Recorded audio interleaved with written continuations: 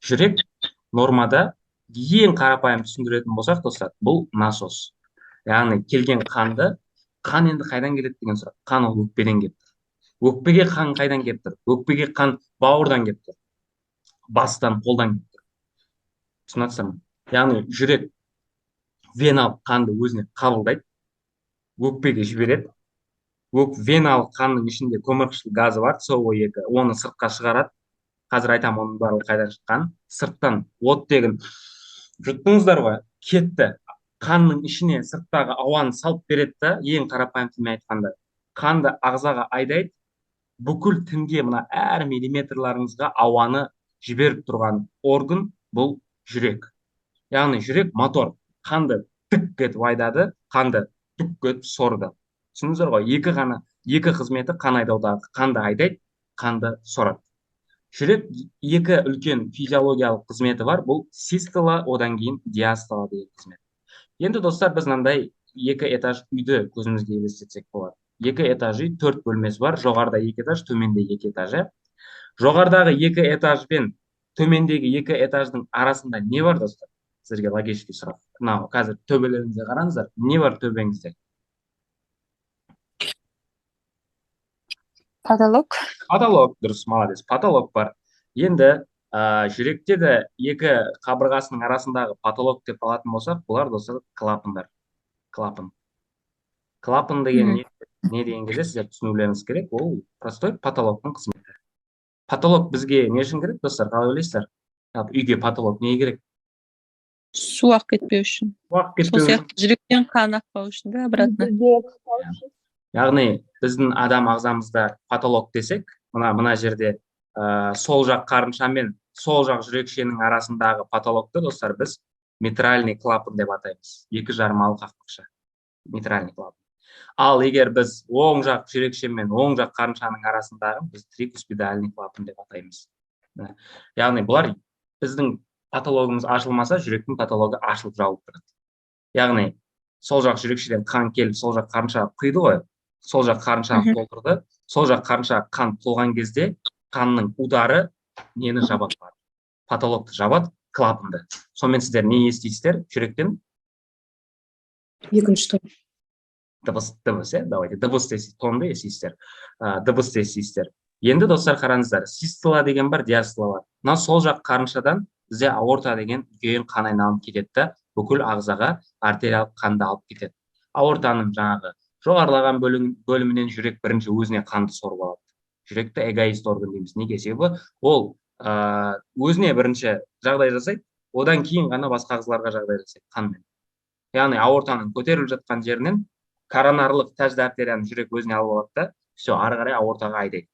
Аортаны қазір айтпаймыз. Аортаның ішінде де, достар, бізде ай тәрізді қақпақша бар. Яғни жүрек былай қанды айдайды ғой. Сол кезде аортадан да обратно қан жүрекке қарай кетіп қалмау керек. Одан кейін оң жақ қарыншада да, мына жақтан бауырдан келеді дедік қой, веналық қан бауырдан келеді. Бауыр төменгі қуыс вена, вена кава супериор, вена кава инфериор.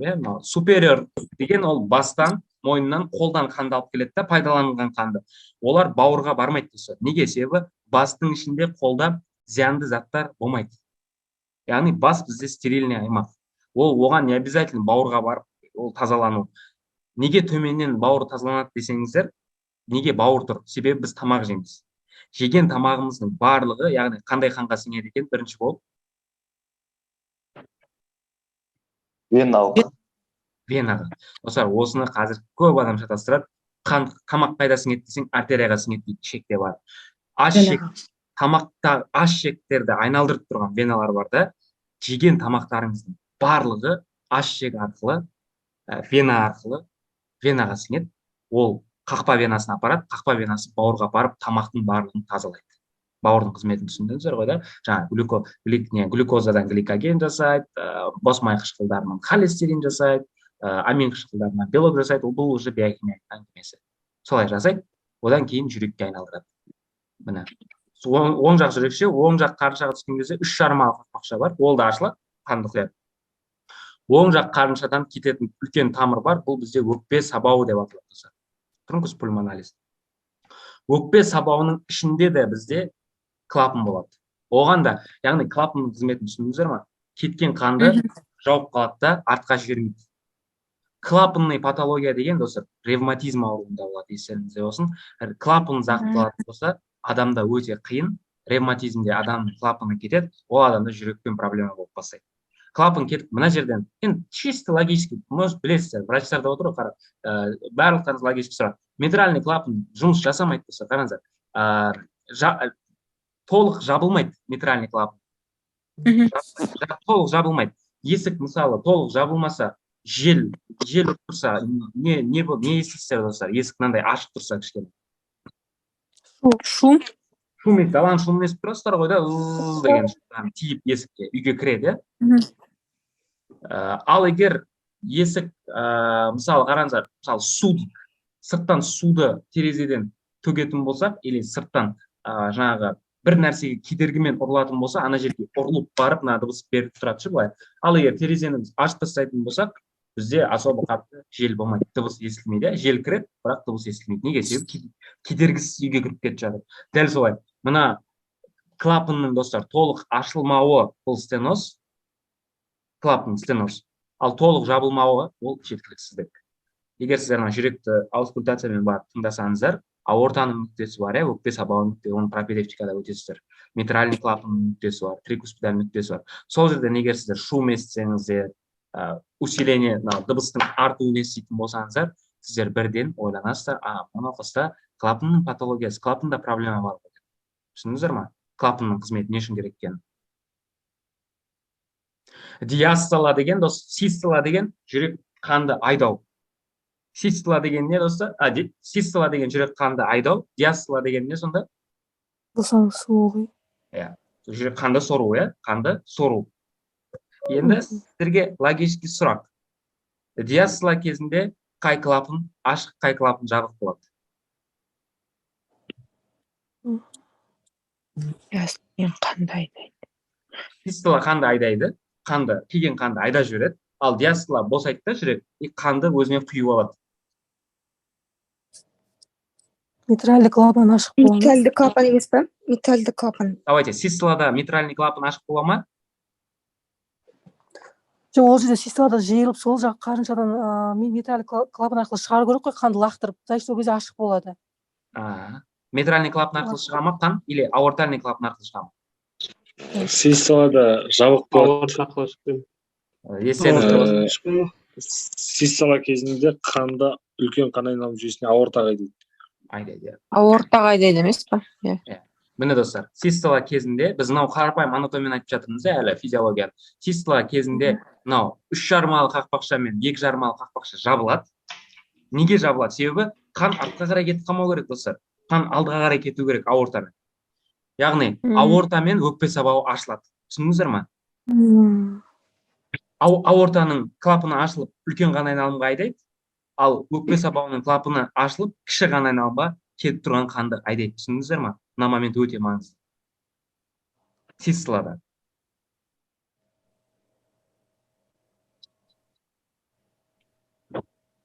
Ал диастолада ше, достар.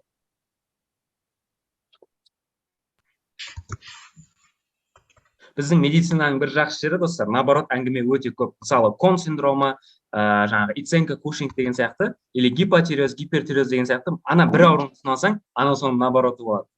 Яғни систолада не дедік? Қандай клапан ашылып, қандай клапан жабылады дедік? Достар, давайте активно боламыз. Аорталық клапан ашылып, митральный клапан жабылады. 2,5 жарымды клапандар жабылады, аорта мен өкпе сабағының клапандары ашылады.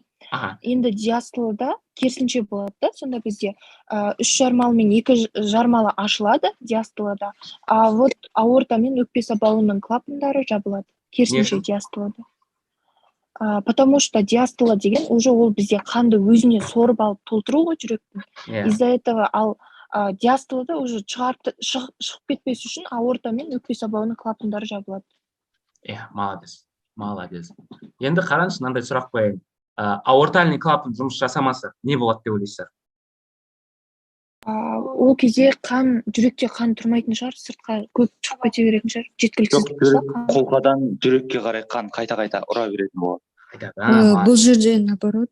Қараңыздар достар, көп мөлшерде аортамен қанды айдауымыз керек қой бізде ағзаға. Қараңыздаршы, 100 мл қанды айдауымыз керек дейік, мысалмен. Бірақ аортальный клапан жұмыс істемесе, сіздер 100 мл қанды айдай аласыздар ма? Жоқ, вот этот нелерге, ағзаларға қан жетіспейтін болатын шығар, жеткіліксіздік. Ең бірінші Немесе жүректе қан көп мөлшерде қалып отырады. Ең чувствительный достар ми. Адам жүріп келе жатады да талып құлайды. Түсінесіздер ме? Талып жатып, қайтадан тұрады. Қайтадан жүреді, қайтадан талады. Вот сондай симптомды береді аортальный клапан бұзылатын болса.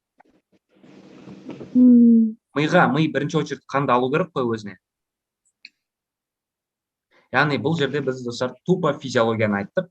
Яғни клапанның қызметтері түсінікті ме сіздерге? Клапан не үшін керек екенін енді?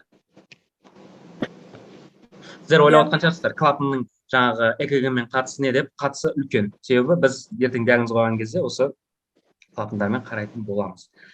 Енді қараңыздар достар. Назарларыңызды салып мына жерге қараңыздар. Жүрек нормада 55-90 дейді қазір. 90-ға дейін 55-ке дейін допускать етеді. Но кітаптарда 60-80 дейді. Жүректің соғуы. Жүрек нормальный жұмыс жасау үшін, достар, бұл энергия керек қой енді. Мотор жұмыс жасау үшін оны біз тоққа тығуымыз керек қой да. Ол просто так өзімен-өзі жұмыс жасамайды ғой. Или бензин құюымыз керек, е? Бензинді жағуымыз керек. Келісесіздер ғой? Иә. Жүректің ішінде де өзінің моторы болады. Ол мотор бізде синустық түйін деп аталады. Ол оң жақ жүрекшеде орналасады. Яғни мотордың ішінде де кішкентай моторы бар. Бұл синустық түйін, достар. Бұл пейсмейкер, П деген жасушалары арқылы өзінен энергия өндіріп тұрады. Түсіндіңіздер ме? Мынаны біз бір деп жазып қойыңыздар мына жерге. Бір. СА деп қойыңыздар. Синустық түйін. Синоатриальный узел. СА. Мына жерге біз қазір тек қана бір деп кетеміз. Сізге түсінікті. Бір бізде синустық түйін. Пейсмейкер, П жасушасы, пейсмейкер. Енді синустық түйін энергияны қайдан жасайды десеңіздер, ол жер простой аэробный гликолиз, тамақ арқылы энергия жасайды. Тамақ жейміз, сол тамақтан энергия жасап тұрады. Глюкозадан ішінде, көмір суда. Синустық түйінге әсер ететін фактор бар ма? Бар. Синустық түйінге, достар, вегетативтік жүйке жүйесі әсер етеді. Нормада, қараңыздар, жүрек нерв жүйесіне бағынбайды деп көптеріңіз оқыған шығарсыздар. Иә, келісеміз, жүрек нерв жүйесіне бағынбай жұмыс жасайды. Яғни жүрек жұмыс жасау үшін нерв жүйесі қайта-қайта мидан импульс бөлмейді. Түсіндіңіздер ғой? Мен қазір қолымды көтеруім үшін, достар, мына жерде гирус прецентралис пирамидалық жолдан маған импульс келіп тұр. Ал жүрекке мидан импульс керек емес. Яғни ми өзі кішкентай ми қойғанда ішіне импульс береді. Сол өзі-ақ импульс жасап тұрады. 60-80 адам қайтыс болып кеткенше. Енді мынандай кездер бар, сіздерге сұрақ. Мынандай кездер бар, сіздер жүгіресіздер. Жүгіресіздер ғой. Сол кезде сіздерге 60-80 удар жеткілікті бола ма, достар? Жүгірген кезде. Жоқ. 120. Иә. Сол кезде ғана синустық түйінді қозғайтын бізде симпатикалық жүйе болады. Вегетативті симпатика. Ол адреналин гормоны арқылы ғана қозғайды. Түсіндіңіздер ғой? Синустық түйінге адреналин гормоны әсер етіп қоздырады. Одан қаттырақ жұмыс істетеді. Вегетатив жүйке жүйесі. Енді сіздер бір рет жүгірдіңіздер, жүректеріңіз 120 рет соқты, иә, келісесіздер ғой? Ол өмір бойы 120 соғып тұра бере ме жүрек? Жоқ, қайта қалпына келеді. Қайта қалпына келтіреді, оны қалпына келтіреді парасимпатикалық жүйе. Достар, түсіндіңіздер ма? Жүректің нервтенуі немен не істейтін? Қараңыздар, жүрек, былай жазып қойыңыздар, жүрек нормада өзі импульсті бөліп тұра алады. Өзі үшін 60-80-ін миға бағынбай жұмыс жасап тұра береді жүрек. Ал егер адам қозатын болса, жүгіреді, төбелеседі, тамақ жейді, жаңағы біреуді жақсы көріп қалады, көп факторлар. Сол кезде жүректе соғып кетеді ғой. Вот соны ақындар жүрегің сені не істейді, сені сүйеді дейді. Ал ол жерде тема, достар, адреналин просто. Я махаббат гормондары жүректе тез істетіп тұр. Жаңағы стресс гормон. Себебі любовь это стресс дейді ағзаға. Жүректің қызметі осы. Яғни вегетативті жүйке жүйе жүректі қоздырады. Вегетативті жүйке жүйе жүректі наоборот не істейді? Парасимпатика арқылы реттейді. Басады. Қайта қалпына келтіреді. Вот. Енді сіздерге кейін түсінікті болады. Неге? Енді ойлаңыздар, достар, жүрек 60-80 рет соғады. Не үшін 60-тан төмен жүрек соғуы мүмкін? Қалай ойлайсыздар? Қан айдауы аз. Может быть. Наверное, парасимпатика симпатикаға байланысты шығар. нерв жүйесіне үлкен байланысты. Одан кейін достар зат алмасуға байланысты. Біздің адамы тамақ жедік, жүрек жалпы не үшін соғып тұр? Тамаққа, жеген тамақты қорытып беріп, ағзаны өмір сүру үшін.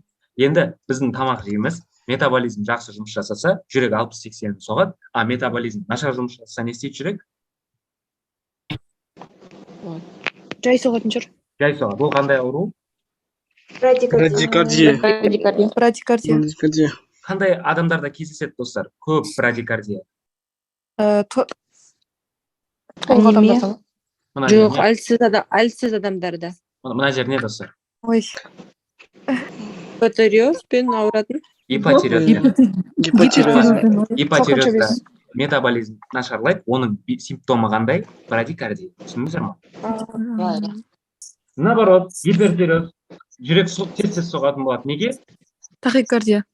Себебі Зат алмасу тез метаболизм болады. тез, иә? Тез. Зат алмасу үлкен, иә. Брадикардия болған, гипотериоз болған адам толық бола ма, арық бола ма басының достар? Арық болады. Гипотериозда семіз болады. Жүктілік кезінде Гиперда арық болады. Гипотериозда семіз болады ғой. Жоқ, гипотериозды бірақ тез қорытылып отырады, зат алмасу. Метаболизм, гормональ тоже бұзылыс болады ол жерде.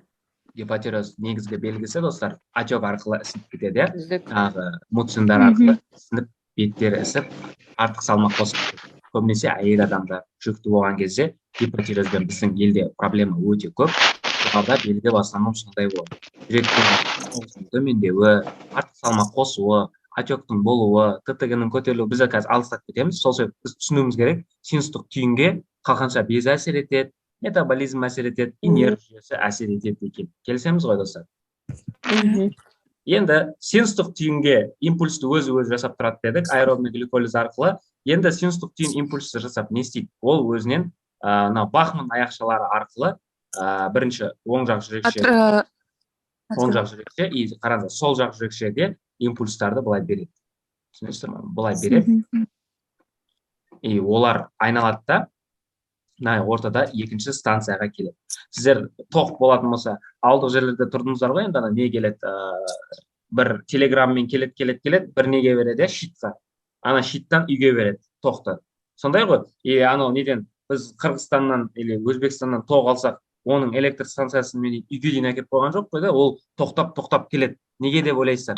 Себебі достар, қараңыздар, электр станция 10.000 вольт тоқты беретін болса, ол алматылық үлкен электрлный станцияға барады да, 1000 вольтқа дейін төмендетеді, 1000 вольтқа дейін. Ол ары қарай 500 вольтқа дейін төмендетеді. Ол үйге келген кезде 120-220-ға дейін береді сіздерге. Бұл өмірде сондай, иә? Жүректе дәл солай. Синустық түйін шамадан тыс импульс бөлуі мүмкін өзінен. 100-180-ге дейін импульс өзінен бөлуі мүмкін, бірақ атриовентрикулярлық келеді да, импульс не істейді? Тоқтайды достар. 2 АВ деп қойыңыздар. Атриовентрикулярлық түйін. Атриовентрикулярлық түйін бұл бізде импульсті тоқтатады, уақытша. Импульсті уақытша тоқтатады. Одан кейін тағы реттейді да, ол ары қарай гис шоғырына импульсті жібереді. Гис шоғырына импульс барады, гис шоғырынан ары қарай гис аяқшалары, сол жақ қарыншаға өте көп гис аяқшалары кетеді. Неге деп ойлайсыздар достар? Ол жақ қарыншаға түсетін жүктеме күштірек қой негізі. Қарынша үлкен, иә? Оң жақ қарыншаға сол жаққа салыстырғанда азырақ кетеді. Азырақ. Енді гис аяқшалары барады да достар, өзінен Пуркине талшықтары арқылы тіндерге береді импульсті, жүректің кардиомиоциттеріне кіріп кетеді, шашырап. Енді жүрек қозды, синустық түйін. Мынаны 1 дедік, мынаны 2 дедік, мынаны 3 дедік, мынаны 4 дедік, мынаны 5 дедік. Енді достар, давайте жазып қояйық. 3 бізде гис шоғыры, автоматизмнің құрылысын айтып жатырмыз, иә біз? Гис шоғыры, одан кейін 4-ке бізде сол жақ, оң жақ гис аяқшалары. Неге ол гис деп атриовентрикулярный деп атқан шығарсыздар? Гис деген сондай терминдер достар, солай аталған. Атриум деген құлақша, жүрекше деген сөз. Атриовентрикулум деген латынша қарынша деген сөз. Яғни жүрекше қарынша аралық түйін деп те айтылады көп жағдайда. Гис аяқшалары оң жақ, сол жақ болып бөлінеді. Мына жерге сол деңіздер и оң деңіздер. Стрелкамен жазып алыңыздар. 5-шісі бұл бізде достар Пуркине талшықтары. экг аппарат не істейді екен достар, сонда неге алып келдік біз? өткізгіштікке. Экг аппарат